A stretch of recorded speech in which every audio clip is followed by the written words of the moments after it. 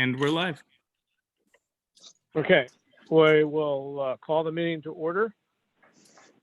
Can I have an approval agenda? And did you want to move something around on the agenda, Mike?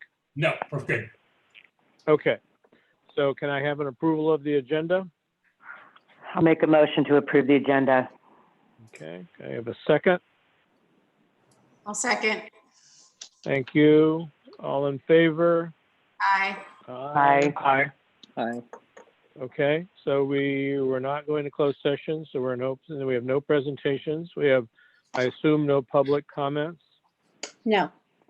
Okay, then we will go to 9A, Resolution 1920-19, in the matter of notifying certain certificated employees of the decision to not reemploy or to reduce the hours for the 2021 school year.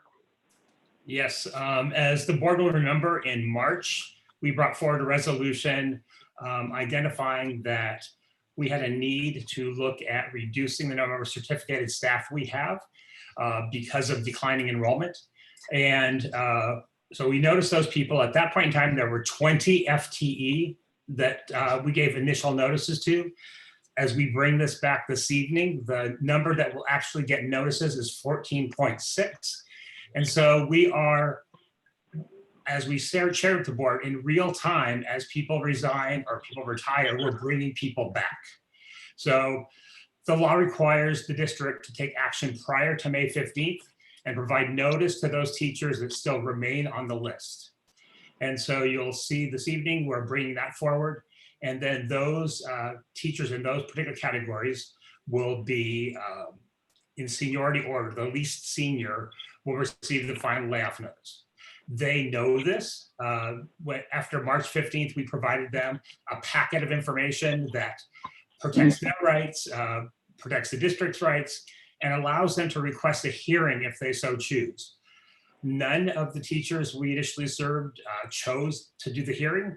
Instead, we have a stipulated agreement that we worked out with our legal counsel and theirs. And it basically provides a seniority order in which teachers will be rehired.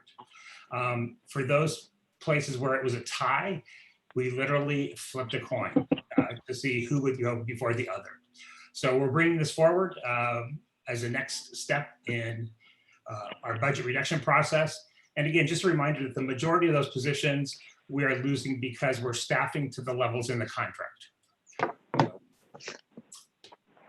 So I have a question.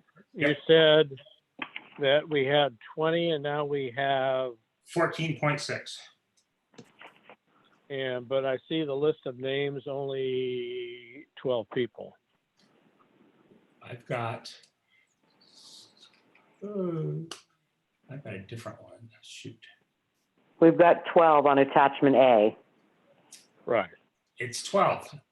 I included the APs, the assistant principals, in my number. So it is 12. Okay. You're correct. Okay. So, Okay. so going from 20 to 12, we must have had either 8 retirements or people going elsewhere. A combination. A combination of that. Okay. And we could still have more between now and September type of thing. Typically, I mean, in past lives, when districts I've worked in have done this, it is not unusual to have all of those people rehired before the first day of school. Right. The only downside of this, if just to save their jobs or to save employment, these people will obviously be looking for opportunities anywhere or elsewhere. Potentially. Correct. They're not going to sit there waiting in hopes. Most people won't do that. Right, and hopefully. That's why the state or the Ed Code identifies March 15th as the initial date. So those Right. people can take their destiny into their own hands if they so choose. Sure. Right. Okay. Is there a possibility come summertime, once we get more of an idea where the budget should be, that we will have to make more cuts? I believe, yes, we will. Yeah. And the only way we can do that is if the cost of living adjustment is less than 2%. it triggers an August layoff ability for the district. But the COLA would have to be below 2%. Well, and so if they're now kind of now saying your best guess estimate is going to be a 0 COLA, all of that is off the table, and that we're probably not going to know much of anything till August or September. Yep. So that would, once, it'll be interesting to see if that include the 0 COLA ends up in the May revise. If that's true, we can do that, or anytime. We'll have to look at what the timeline is for August. But if we continue to lose resources, which it feels like we are, we're going to have to look at some other adjustments. So we're looking at a 1.6 at the moment. This documentation tonight will take care of some of that. But then we're also talking about potential lost revenue quite a bit from the casino. Yes, we are. And so we are going to talk about that on the budget item. Okay, great. But again, the reductions that we're recommending are really the majority of the certificated teaching positions are aligned with the teacher's contract and the class size loads. When we get to the next item, those paraprofessionals are, we have 95 paraprofessionals, and we believe that we can reduce 6 because in some classrooms, we actually had more adults than kids. So, but that's the next item. Okay. So. Okay, Any other questions on this resolution? If not, may I have a motion then, please?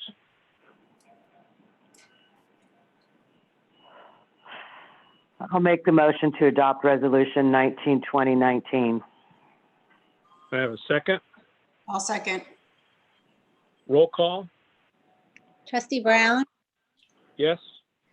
Trustee Chimino, Yes. Trustee Gillis, Yes. Trustee Nahn, Yes. Trustee Wilcherman, Yes.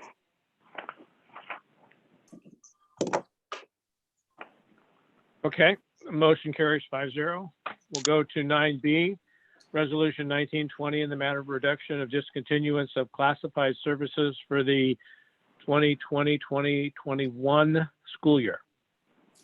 Yes, so this is a different group of our employees. These are our classified employees.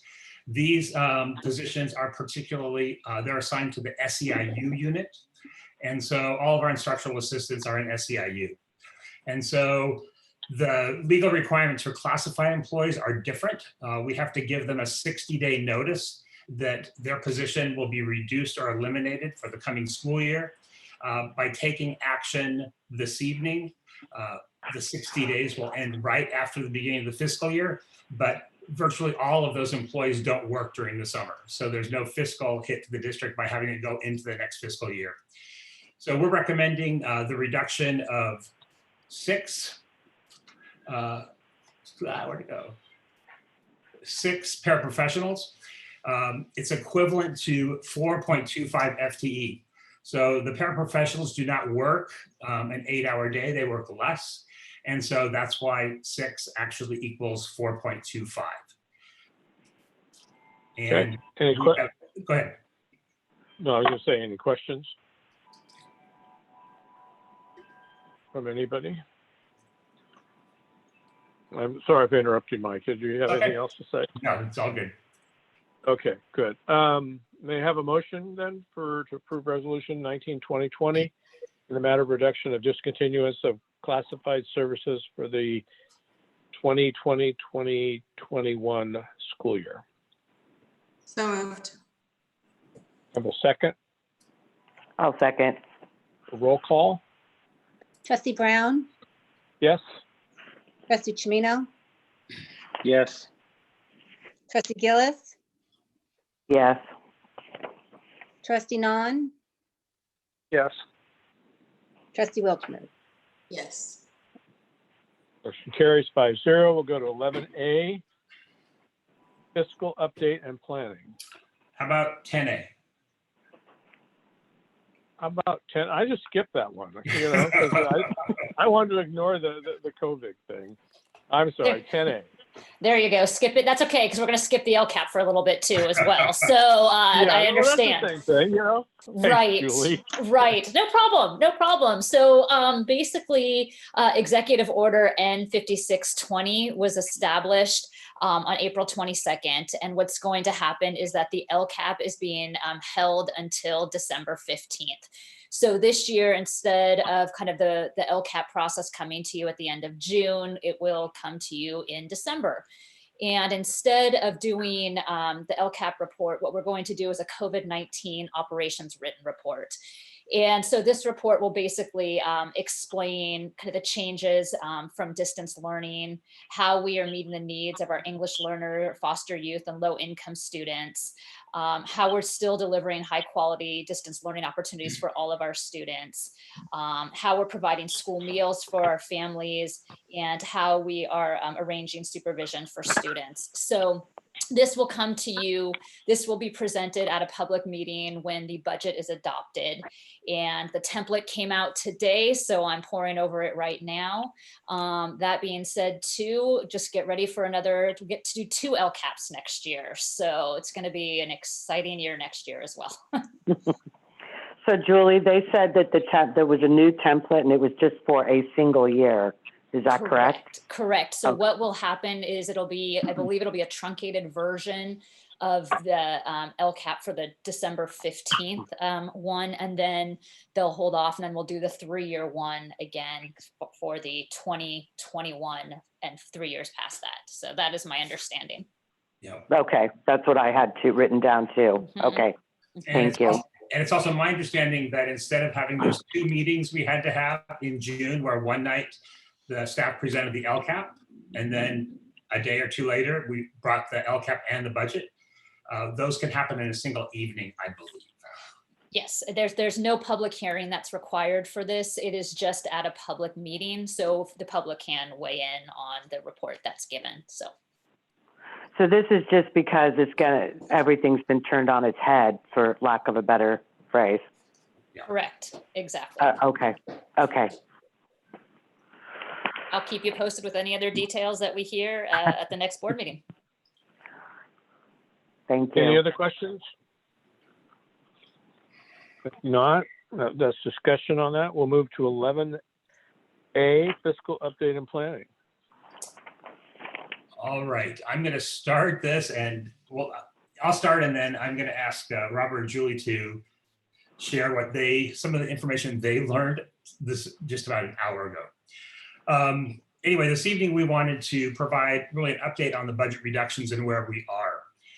Based on the last 2 actions you just took, we have met 1.543,500, so 1,543,000 by eliminating those positions. And when we add in the elimination of 2 elementary assistant principals, that we get to that number, which is the number we identified for budget reductions. And again, these came primarily as a result of staffing to the contract, and for the classified staff, looking at how we were assigning those those paraprofessionals, and realized that we could make an adjustment and reduce that by 6. We typically have attrition in that position, and so it likely, while we may give notice to some people, it's likely that people will resign or leave the district or leave those positions, and those least senior people will be able to be reemployed before school starts. So we're now looking at the $1.5 million as the good news, because things have just continued to get worse literally over the last several days. Last week, Robert and Julie had opportunity to talk with the attorney representing the Grayton Rancheria, and talk about, we were seeking some kind of flexibility for the funds we anticipated receiving for the coming school year. We currently receive about $1.2 million annually from the casino. And so we were hoping that we could address some of our potential budget cuts, or so look at more streamlining. Perhaps we could use some of those dollars. The response they got was that we likely are not going to get $300,000 in the current year. The casino's been closed during shelter in place. They're not in an economic situation. It doesn't appear to continue that level of contribution. And it's unclear right now if they'll be able to provide the $1.2 million for our 2021 budget. So, as we were very pleased and proud that we had identified how we were going to hit the 1.5, then this dropped in our laps. We received information last week that the district is eligible for about 547,000 or 567, Robert, help me, of dollars from the federal government. There's supplemental dollars in terms of what the district has had to put out for our COVID response. And so we're looking at that inflow of dollars to address the 300,000. Again, these are one-time monies. And then we're going to have to look at what the impact of that 1.2 million cut, if it actually comes, for the coming school year. Mike, Yes. I have a couple questions about that $500,000. Is that coming in one lump sum or payments, or is that, are there any restrictions on it? There are restrictions on the funding. There has to be agreement by the district, by the tribe, as well as an independent third that's appointed by the tribe. So whatever. No, I'm talking about the $500,000 in Fed money. No, so it's our understanding there are no restrictions. And Robert, do you know when we're going to get or how we're going to get it? Well, actually, there are some restrictions on the dollars, but some of the things that we're funding with counselors and psychologists and whatnot, we would be able to justifiably use that because part of the money could be used for mental health aspects.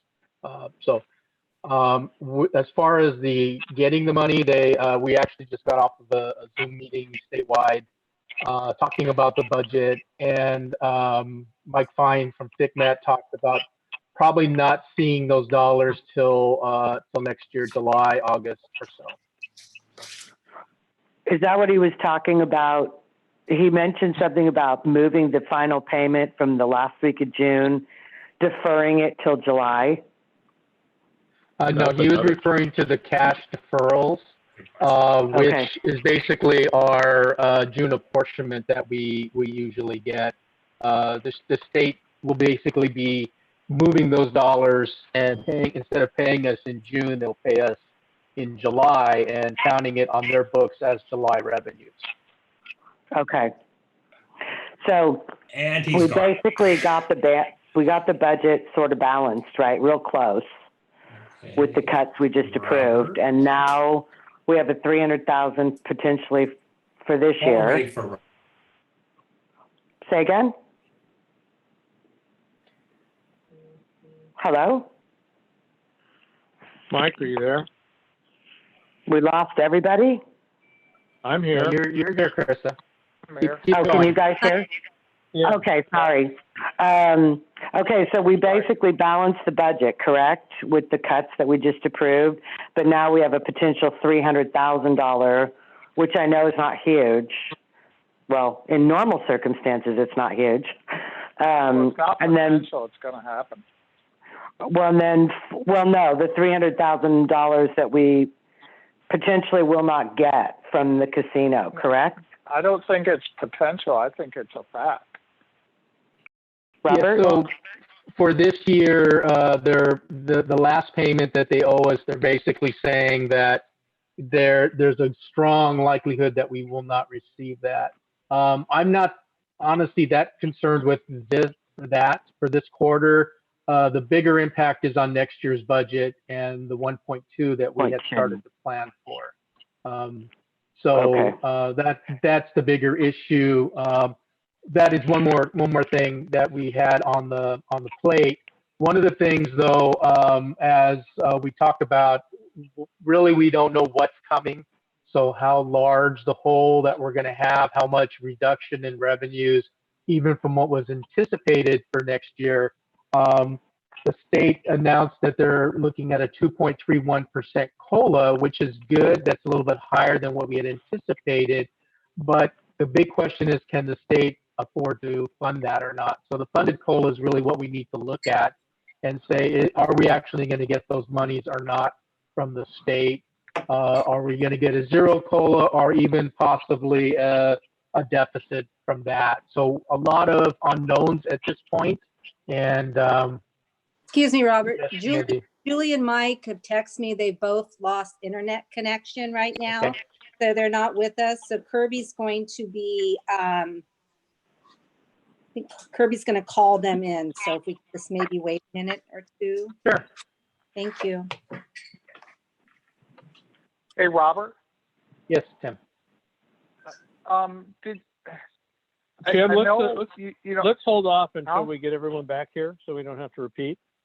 Good idea. well, no, No, let's not, Mike's not here, Julie's not here. Let's wait until we're all here, okay? They're coming back in. All Get right. 'em in. Here comes Julie. Wow, you can see him coming in over the internet? Wow. I'm sorry.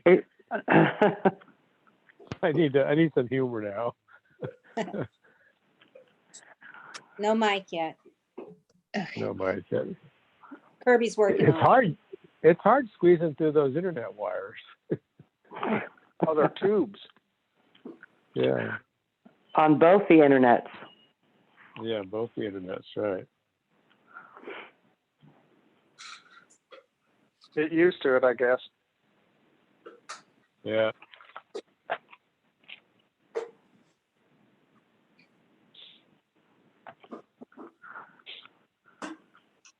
Hey, is anybody doing a visual?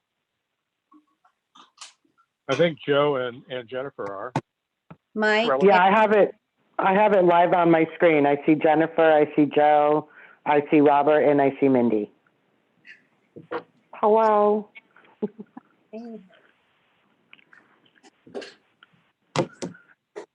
Hi, it's Mike. Hi, Mike. Welcome back. Thank you very much. hello. I was continuing to talk and realized none of you were. So So is Julie back or Julie on her way back? I believe she's here. I am. I apologize. I'm using my phone now because my computer won't start. So You and technology, man. our And router. Julie, I think it's a San Rafael thing because mine's down too.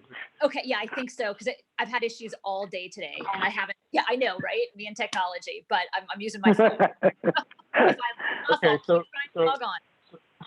So Robert was giving us some summary items and Tim had a question. Right, Robert, I know we're supposed to get 500,000 from the feds. And when you said next year, did you mean 2020 or summer of 2021? Well, when I talk of next year, I'm referring to next fiscal year. So likely into Right. July or August. So a couple months away, we'd be getting the cash in. And then the second question, I know it's probably impossible to answer, but I have to ask it, is there any other Fed money in the works in Congress that you know of, or any people are talking about that for districts? I'm not aware of any. Yeah.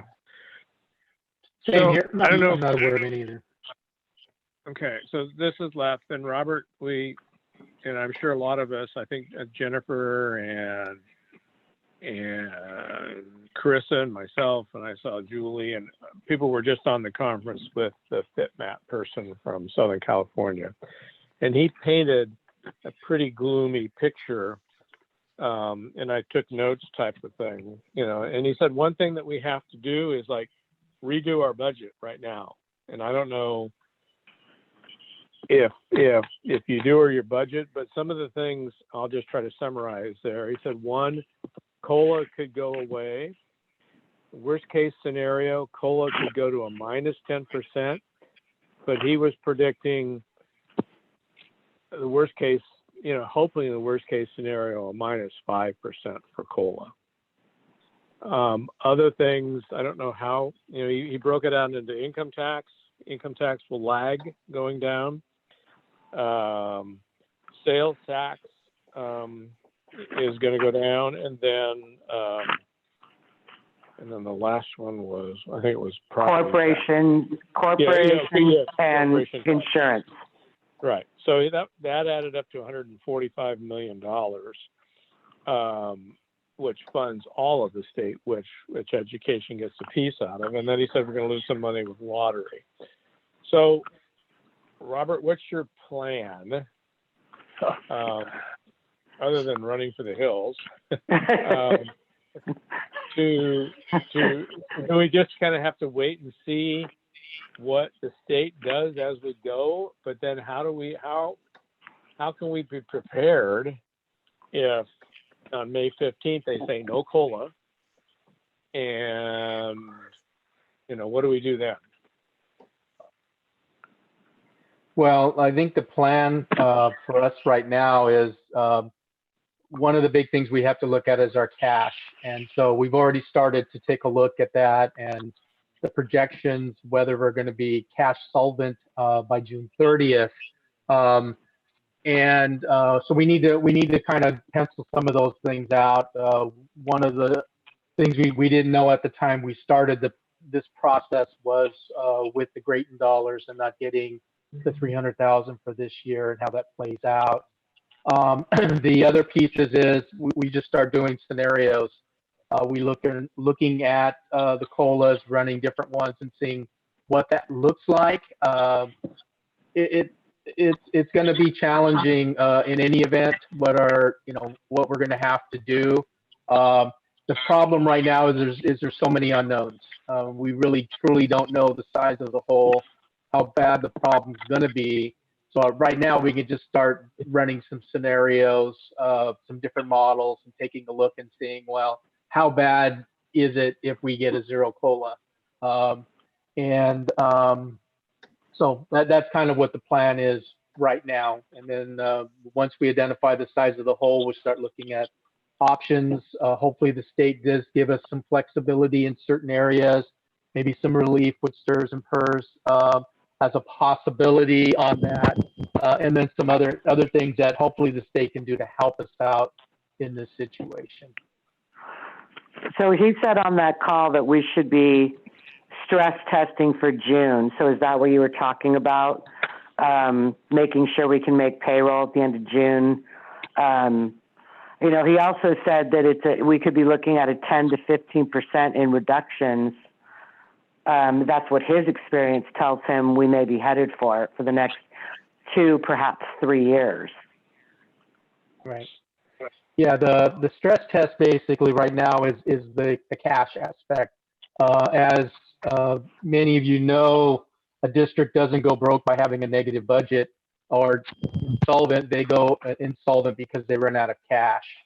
So we want to make sure that we're going to have enough as of June 30th, and that's part of the stress test that he had talked about. So will they give you direction if and when you can spend the reserve? Because he did say, try all you can to not spend your reserves, but yet he knows some districts are going to have to spend their reserves in order to mitigate the damage. I personally don't see how anybody can, if it gets bad, what he's talking about, there's no way around dipping in and spending down reserves. There's just no way around that. Okay. Yeah, I mean, basically the takeaway I took from that is that things are going to not be good. We just don't know how bad things are going to be till August, September. Robert, what does a zero COLA mean in terms of our budget? In terms with numbers? Well, if for our projections, using second interim as an example, a zero COLA would mean a reduction of about $1.2 million for us. Remember that's ongoing funding, so that would have an impact on 2021, 21, 22, and all the way down the road. And then. And if we that go on to top of a negative- 1.2. Sorry, Tim, go ahead. Thanks, Chris. Just one more question. Then if it goes to -5, what does that impact? Yeah, we didn't get into any running scenarios for negative COLA at this point. So that's a scenario we haven't ran yet. Okay, thanks. I just want to acknowledge Robert because Robert got that news a half hour ago. So we will be going through those numbers, but we don't have them this evening. Robert, I was curious as to how much money are we saving being closed in regards to PG&E? There is Probably some minimal. savings there, but I think even you heard Mike Fine allude to that. Any savings is going to be really minimal in the scheme of things.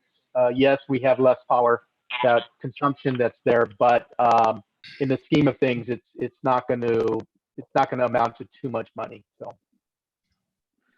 Robert, I have a question. As far as, next year, and this is obviously like thinking, way ahead.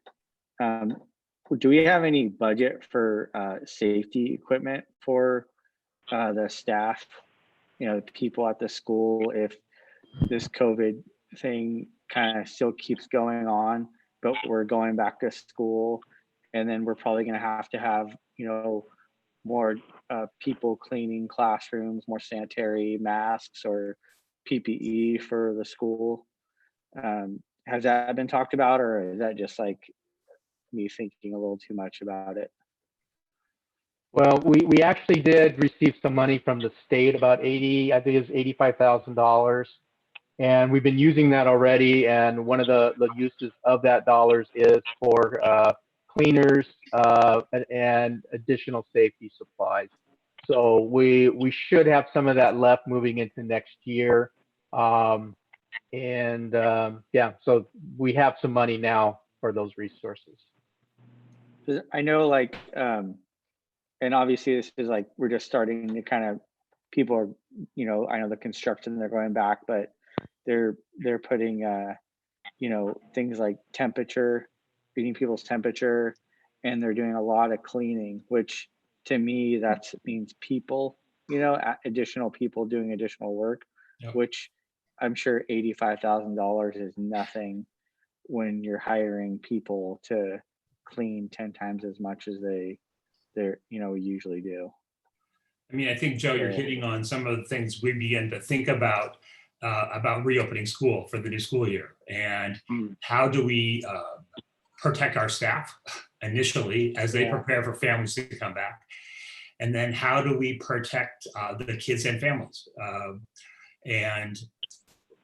It's a challenge to think about how do you do kindergarten social distance with kids 6 feet apart. I don't see that kind of working really well unless we establish really what it looks like and is actually doable by kids. And so all of these questions just create an enormous headache. And we are in the process of beginning to talk about the reopening of school with our colleagues in Sonoma County as well as across the state. And depending on the day, you will, last week we heard the governor say that the potential that schools are going to be opening early, and some districts are now having conversation about maybe we should start after Labor Day, pushing it out so that we have more time to prepare.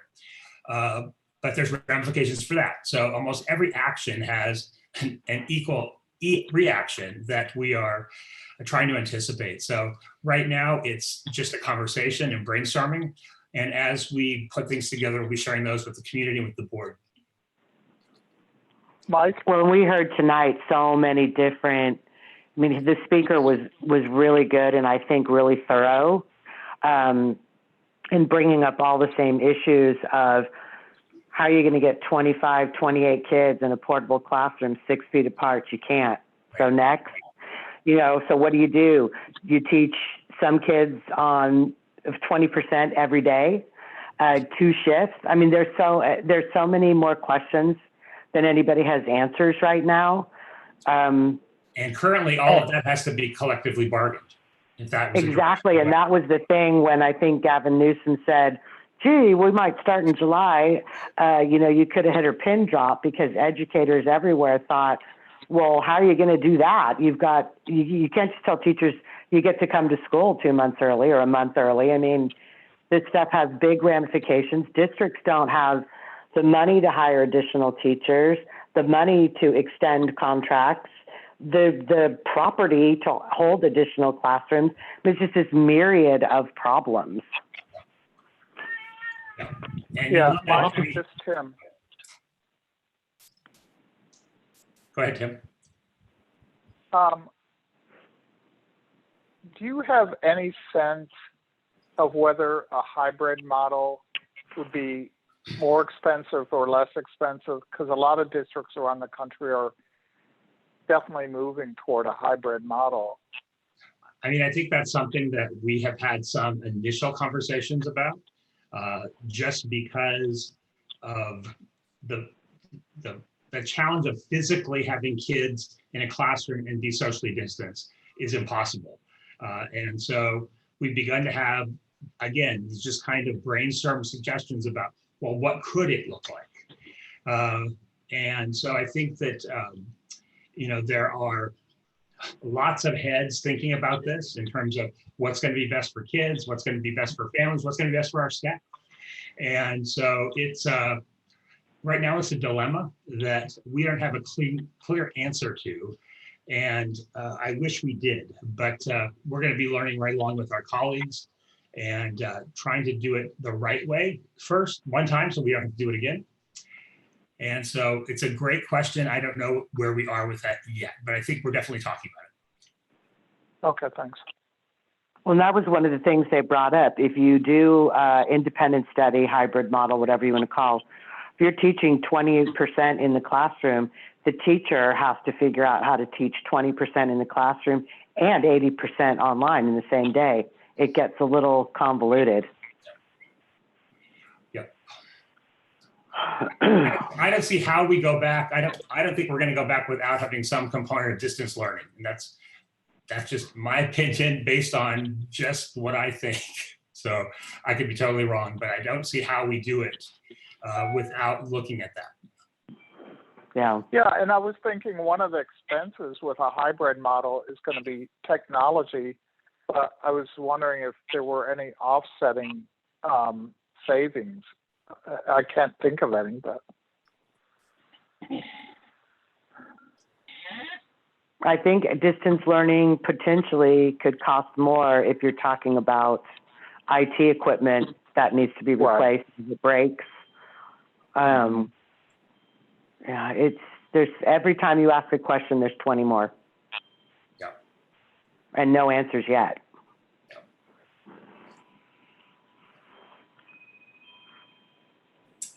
Any other questions about the state of the budget? Because it's likely going to change tomorrow or the next day. So, and given the track record right now, it's just getting worse every day. So what's our first hurdle? What's our first hurdle to determine if we have enough cash for June? I'm going to ask Robert to. Yeah, we've started to work on that, but we're need to look at, that would be basically I think in my mind, the most important thing right now, to ensure that we're going to have enough cash. And remember, the board, we have resolutions for the board, so we are able to do some interfund transfers on that. So we, it isn't strictly general fund that we need to be cash solvent on. And then as we're going to continue the budget work that we've already started, and as the news gets updated, May revision, we're all hearing we're not going to hear too much information on that, but there will be some updated information. And as Mike said, that it's changing daily. So we'll continue to update our projections and as we move forward. And the thing is, we're not going to truly know how bad it is, I think, until July or August. So maybe September. I mean, I think, we have kicked around the idea of a spending freeze, but when you think that, over 80% of our budget's people, that some of the things that we purchase for classrooms, things like that, it's not a lot of money. So we could be penny wise and pound foolish if we did that too strictly, if we're gonna have school open. Robert, have there been any rumblings about letting districts who still have bond funds using that money for something else? I'm not sure, that's not allowable, legally allowable. The community voted on those bonds and basically for the specific purposes. The only thing you can do with those cash is temporary transfers, but the money does need to go back in if by the end of the year. So we're not looking at tapping into any of that for our cash at this time. Do you know approximately what we have in reserves? I don't have that number off the top of my head, but you know, percentage-wise, I think we were looking around the 4-5% or so. But that was based on our multi-year projections and our current assumptions for the year. So we're still not sure where exactly we're going to be with the year, and likelihood we're going to be getting everything that the state has promised, but we truly don't know at this point. All right. Okay. Unless there are any questions, that concludes our budget update. Okay. And I think that concludes the meeting, correct? If you go to the next page, there's 12 board member reports, superintendent reports. Wait. What did I do with that page? Where'd that page go? I don't have it either. So it's item 12, reports, board reports, and future agenda items, superintendent's report. Oh, that. Oh, there it is. There it is. Okay. 12. I'm sorry. Board member reports. I'm going to pass. I'll pass.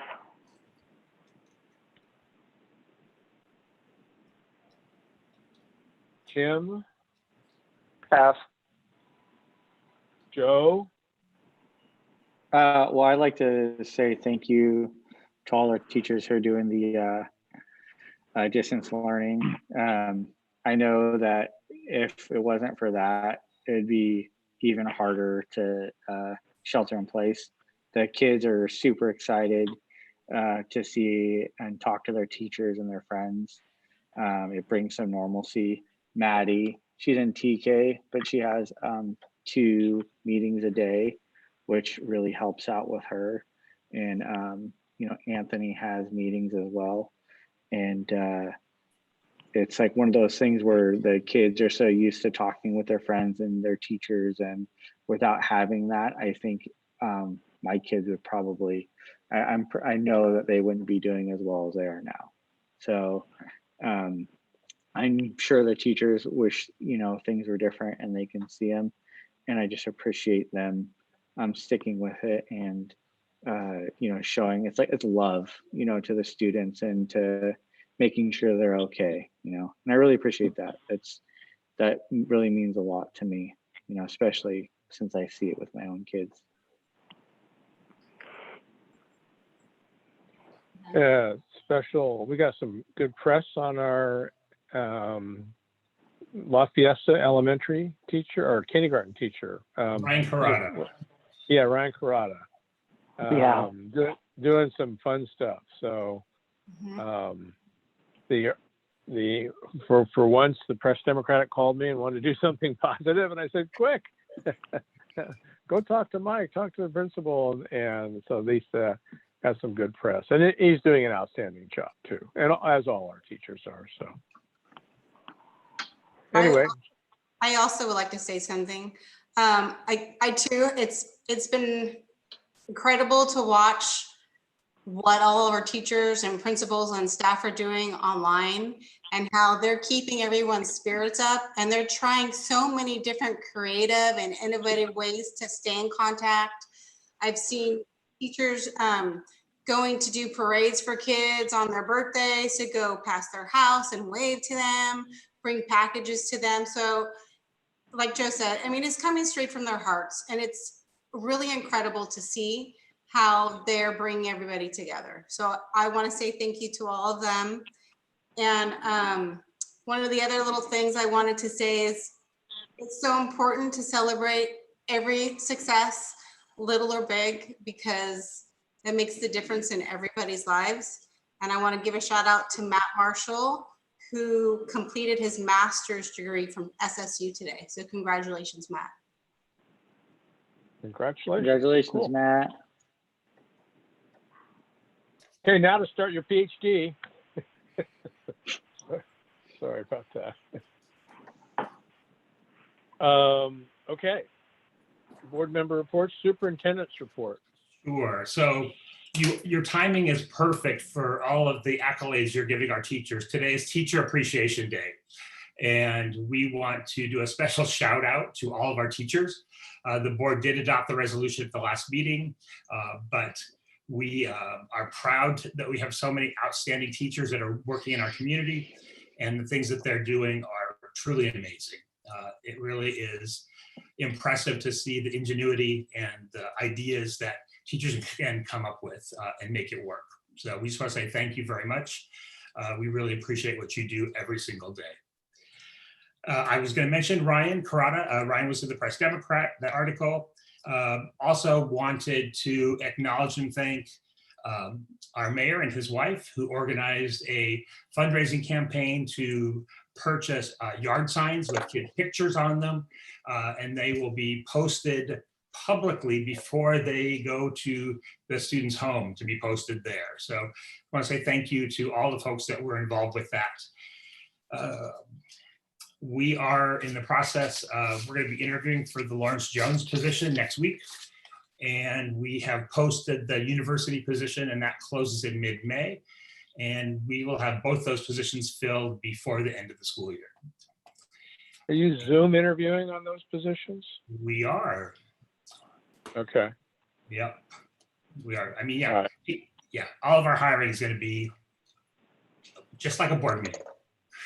Okay. Just not live. Yeah. Not in person. Exactly. Yeah. But that concludes the items we have. Okay. I guess then we can adjourn the meeting. Thank you, everybody. And going forward, I'm sure your updates will, we're going to have some crucial financial updates that we're going to need to keep You'll probably be apprised of. receiving them more than once a week. Yeah, right. So, okay. Thank you, everybody, for everything. Thank you, everyone. Stay safe. All right. Bye. Right. All right. See you later. Bye.